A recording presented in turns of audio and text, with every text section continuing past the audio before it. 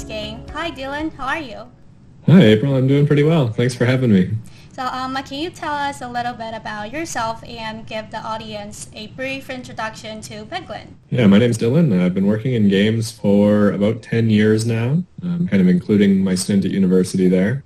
And Peglin is probably like my 14th little game being released, but my second like big commercial release. We started it really in earnest at the beginning of the pandemic, and have been working on it pretty hard ever since. And it's just about to come out in a few days from now, so we're really, really excited for that. Yeah, and we saw it on Steam page that you mentioned Peglin plays like a combination and with Peggle and Slay the Spire. So what is the main reason you decided to make a roguelike pachinko playstyle game? Sure, yeah, it's been a bit of an interesting journey to get there. We started the game at a game jam, and I knew that I wanted to do something like pretty physicsy and just kind of fun and lighthearted. And I was thinking of doing something like Brick Breaker, where you've got the bricks at the top and you bounce the ball up to them to pop them all. But the theme of the jam ended up being fall. So that's when I kind of looked and like, okay, we're probably going to have to flip this idea on its head, get like gravity working for the player. And that's when we really started looking at like pachinko or peggle or plinko as like options for this. And by the end of the jam, we had like that system built, and we had like a really simple little battle system built. And we weren't quite sure where we were going to take it from there. We originally started playing with it as like a full-on RPG, something, maybe 10 hours long that you would play through once. And we found that like it just didn't really fit the puzzle aspect as much, and didn't fit like the crazy relics that we wanted to be able to put in players' hands. And that's when we started looking at roguelike as a different subgenre. And that ended up working really, really well. Yeah, and you mentioned that the pachinko style, this element in Peglin makes the game more relaxing. So have you ever thought about having like a hardcore version or adding more like complexity in it? Yeah. So one thing that we're working on really hard right now is balancing that across all of the different player skills that we're going to have. So one of the things that we're doing is, the demo was kind of at like a certain difficulty level that was like approachable after a few tries, but still had enough variety that it was interesting for players without getting too boring. But we're ending up like we're going to bring that difficulty down quite a bit so that first-time players, especially through all three areas now as the game kind of ramps up in difficulty, have a pretty good shot at like getting pretty far into the game and maybe even beating it on one of their early tries. And then after that, that's going to step up in difficulty levels. We're going to have like an optional, set of challenges that you can add on. And each time you beat one, you'll be able to unlock the next one. And our goal is that players will kind of find a difficulty level that suits them, one that's like quite challenging that they can beat pretty reliably. And then also give them the option of like pushing as far as they can and trying to reach the end of this like difficulty ladder. And I expect the end levels to be, a challenge even for me to beat them. The idea and the prototype of Peglin were made from a game jam. So is that the character Goblin is made from the game jam too? And how do you choose like the theme of Peglin? Yeah, it all kind of came from having an asset pack that I really liked using during game jams. I find that like if you have pixel art, it's really easy to make small modifications. Like, you can turn like a bag into a pot pretty easy just by color shifting and moving a few pixels, which you can't really do with like higher fidelity art, or at least I can't do because I am not an artist at all. So we really started with this asset pack. And in our previous game, the goblins had been the enemies, but they're so cute that I just kind of felt bad. And so in the original game jam version for Peglin, we decided to make the goblins the protagonists, and ended up upgrading the little goblin character that we had and quite a bit of the other art. But there is still some from that initial asset pack being used in the full game, which is pretty cool, kind of keeping that DNA all the way through. Yeah, and also you mentioned like during Indie Game Award 2022 online ceremony, you said that Peglin was a side project during the pandemic. So what keeps you motivated? Yeah, no, I've definitely experienced that with some of my other projects, where just kind of you think something is going to be more fun than it is, and by the time you actually start building it, just that fun isn't there. With Peglin, it was kind of the opposite. Like we made the original Game Jam version, and then we were working on a different side project.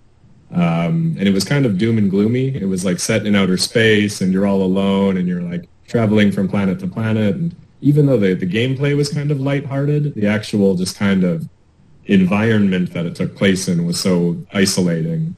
And when the pandemic started, we were like, I do not want to go from my day job and then work on this like quiet, isolating space game. We need something else that's lighthearted and fun that we can bury our heads in and, you know, just have a better time with. And people were still playing the original Game Jam version and coming to us and be like, is this a full game? Like, are you working on this? I want some more of this. Like, what is going on with that? And we were like, okay, that's kind of a good sign. And so that's kind of when we decided to build it out as a full game. And my target audience for the game was like me. Like this was a game that I was making for myself, that I wanted to exist and I wanted to work on it. And so that was really like the core of the creation. So there's never really been a moment where I've just like decided to throw my hands up and walk away from it, because everything has been kind of like built specifically for that purpose.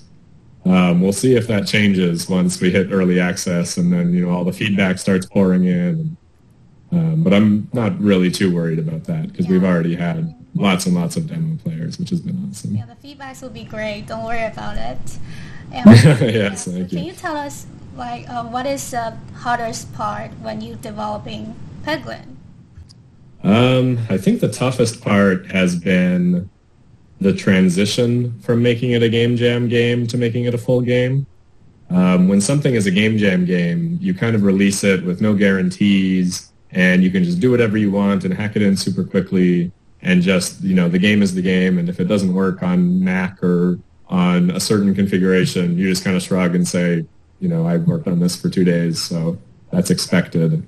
Once you make that decision to release a game as like a full commercial product, you really have to start stepping into all those different zones and making sure that it works on everything. And, you know, we're supporting all sorts of different input types as well because we're aiming to launch on the consoles too. So you just kind of run into, you know, if I want to make a feature in a Game Jam game, I just kind of put up like a quick menu that just does what it needs to do and that's it. Now, if we want to create something new, we have to think about, is that going to work on all of our different platforms, and is that going to work with controller and mouse? And so that kind of friction slows you down a little bit. And then a side part of that has been, you know, if we want to whip something together, the game is also localized into 15 languages now. So that's kind of something that, you know, we have to be a bit more intentional about creating new text and how much work is that going to create for people that aren't us. And it's kind of interesting in that regard too.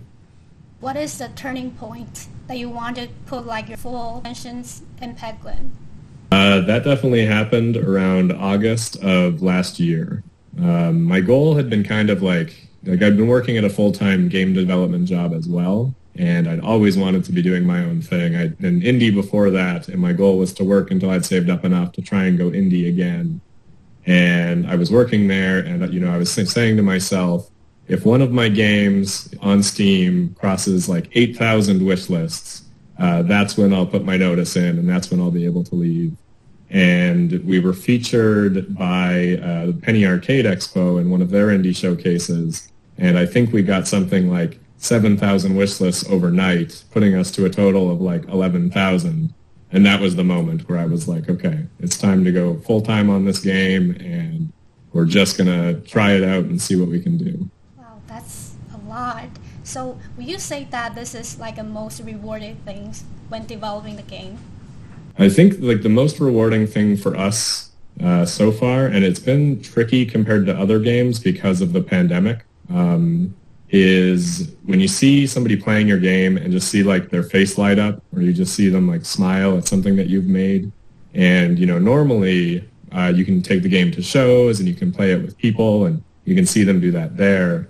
And if it weren't for like YouTubers and Twitch streamers, this would just be like monumentally more difficult. It would definitely feel like just making a game in a vacuum and then releasing it.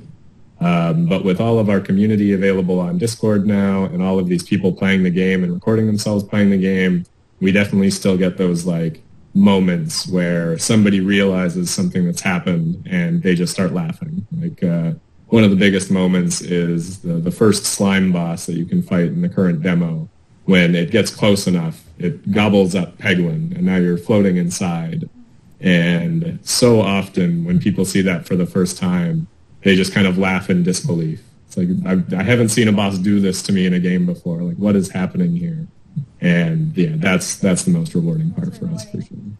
I would like to talk about the game style. Why do you want to make roguelike game? Yeah, I mean, now that I've seen the roguelike community and how powerful it is, like there's a very good chance that my next game will be a roguelike as well.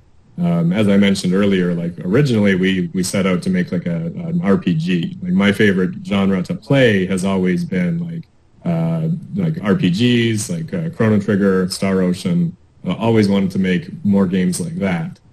But I don't, like Peglin would not be anywhere near where it is today had we taken that approach. The roguelike genre just gave us so much replayability kind of out of the box. Like it's just built into the genre.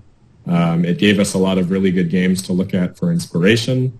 Slay the Spire has come before us and already solved a lot of these design problems of how do you carry the player from point A to point B, and like what kind of things can relics do to change that playing experience every time.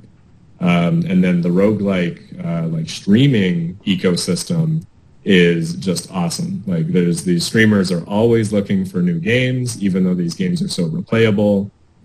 We have YouTubers that have made like series of like over 50 videos on Peglin before it's even come out into early access. Like it has just been so amazing to see. And now that has kind of built up our project, like I will more than happily like steer my next game a little bit more in that direction and try to give back to that community a bit more too. The initial game jam was just two of us. It was just me and my girlfriend Sienna, and I was doing the development and design, and she was doing the art. Even though we were using asset packs, we were still, stitching them all together and making sure the palettes equaled. And then we did have a bunch of like custom art that she had done too, like the orbs and the pegs and everything. So we started that, and we didn't pick up another team member for another 4 or 5 months, I don't think. How do you meet your team members? Because like originally it's just you and your girlfriend. Yeah. So the other two team members that we're working with, we just knew from our local game development community. One of them had helped me organize some events as part of our local IGDA chapter, the International Game Developer Association. And our musician is just another guy that, liked going to every single game jam. And he was always there to make music there for me if I needed it. So, we'd worked together on like probably 10 small projects in the past. So it was a no-brainer for us to reach out and say, hey, do you have any ideas for music for this? And once he sent us like a little demo, we were like, that's the music for Peglin right there for sure. Lastly, congratulations for the early access launch on April 25th. So do you have any messages for the audience or to your fans? Just thank you all so much for coming on this journey with us. I was looking at some of our stats so far the other day, and Peglin has over 80,000 players for the demo, with an average playtime of over 3.5 hours. So regardless of what happens next, even if our early access release sells a copy to my mom and my dad, it's a huge success in my eyes. We managed to make the world a little brighter in a pretty dark period for a lot of players, like 80,000 more than I had ever expected. So thank you all so much for coming with us so far, and we're going to do our best to keep making the best game that we possibly can. If the audience want to learn more about Peglin, where can they find you? Simplest URL is probably rednexus.games. But if you search for Peglin on Steam, it's a good place to find it and has all the information. And we'll have a demo up there for the next little while as well. But once we go into early access, we're going to stop updating the demo so that we can focus our sole attention onto making sure everything works well across all 3 areas and everything. So yeah, pretty much that's it. So thank you so much for your time, and it's really nice to meet you online. And yeah, absolutely. It's nice to meet you as well, and thank you so much for having me. Thanks for watching Indie Game Award 2022 Winners Interview. If you like this video, please don't forget to give us a like and subscribe to our channel. We're going to have more developers interviews in the coming weeks. Please stay tuned.